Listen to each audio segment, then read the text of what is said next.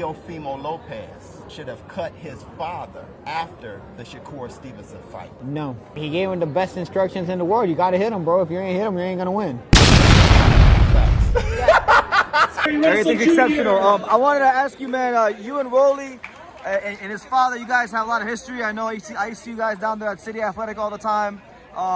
Yeah, I remember you since my son was like about 6 and a half, getting ready to have his first fight at 8 years old. And, look where we are now, on top of the world. Big time.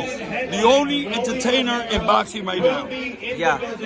With you having so much familiarity with Rolly and his father, what kind of respect for them, mad respect for them. I'm really, really happy that Rolly took this fight, because if not, we wouldn't have been fighting. Nobody want to fight us.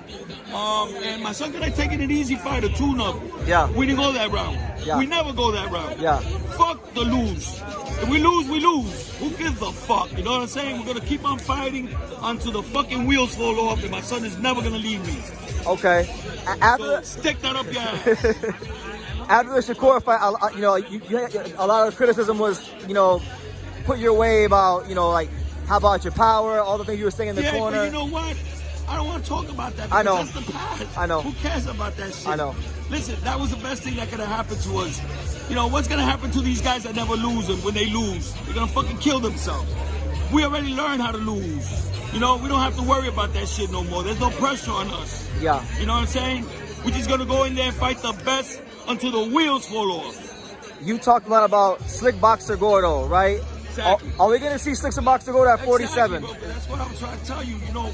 How the hell my son is not going to slip a jab all night? Yeah. He wasn't there, bro. Everybody knows that he wasn't there. Everybody thought that he fucking gave up the fight. For money. Yeah. That's how bad it was. I couldn't believe it. But God does everything for a reason, man. I think that probably that had to happen so I could fucking wake the fuck up. You know what I'm saying? And be in a better place now. I gotta say thank you to my Lord, Jesus Christ and Savior, for having me alive and for bringing me back from the dead. Yeah. Because I was dead, and I'm back and I'm alive, and I'm ready to take over this sport to the fullest. I heard you say earlier that in January you weren't in a good place. Yes. Why weren't you in a good place in January? I wasn't in a good place, man. I was fucking doing drugs. I was doing a lot of shit, man. Yeah. You know what I'm saying? I let the devil blind me, and I didn't protect my son, and I blame myself for that. And that's never gonna happen again, because I'm here to stay. Hate me or love me, bro, I'm here to stay. Absolutely. Last question. I'm gonna give a hell of a performance come on Saturday with my son. What's good, Just Do family? It's your boy KB, back to get boxing is Just Do. And man, I want to do a quick video because I just seen a short interview, and shout out to BT from True School Sports. Shout out to BT, man. He interviewed Teofimo Lopez Sr. You go check his channel out for the whole interview, man. Just wanted to touch on some of the things that Teofimo Lopez Sr. said. And look, I'm not here to bash on him or pile on. It's just refreshing to hear this man finally, for once, accept some sort of accountability for why he lost to Shakur Stevenson, instead of, blaming each other how they did in the Mr. Versace interview. They was going back and forth. Teo told him it wasn't me this time, it was you. His father said, nah, it wasn't me, it was both of us. It just was a bad look, man. It was back and forth, the blame game, no accountability from Lopez Sr. Even Teo showed a great deal of maturity in that interview, pretty much just putting it out there on Front Street. Look, you wasn't on your A game, and I'm calling you out for it. So listening to this interview with BT, a little earlier, he said some things that a lot of people already knew to be true. He said, look, he was doing drugs. He just wasn't focused. I heard he was drinking, showing up drunk. That's why he missed one of the press conferences. All these things was out there and reported to be true. So now he's in a situation where he's trying to look past that. He's trying to get over it. It's a put up or shut up moment with him, his son, Teofimo Lopez Jr. and Rolly Romero, man. They fight this Saturday.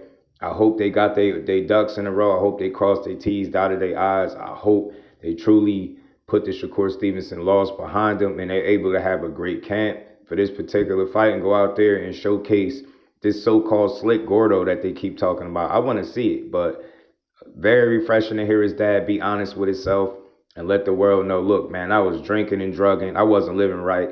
Didn't protect my son. I just wasn't on point. You know, he wasn't on point either. He wasn't slipping his jab. He just wasn't there all night. Look, some of that could be due to a tough weight cut or the fact that Teo needed to go up to the 147. But ultimately, no matter what version of Teo showed up, Shakur was going to win that fight because he's the better fighter. Teofimo makes mistakes, and he struggles with pure boxers. And we all know Shakur Stevenson is, if not the best, one of the absolute best pure boxers in all this sport. So I'm really looking forward to seeing this fight between him and Rolly. I respect it. It's a dangerous fight for Teo. He's moving up to 147. Rolly's a big puncher. Teo has been a puncher at 35, but not 40. So we waiting to see what he's going to look like at 147.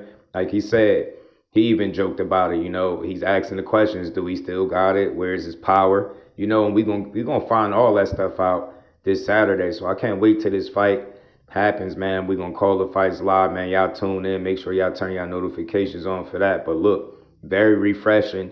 You know, just as well as I could critique Teofimo Lopez for his shortcomings as a coach, I can also give him credit for when he holds himself accountable. And that was really good to hear. He didn't spend too much time on it. Look, I just wasn't doing the right things, wasn't making the right decisions.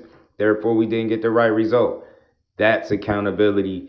That will make people, I think, in my opinion, continue to support you and your son and see what y'all got to bring to 147 pounds. You're in a position to be a 3-division champion, and let's see it. It's either going to be Teo being a 3-division champion and the new, or it's going to be an End Still and Rolly championship run at 147 pounds. It's going to be extended Saturday night.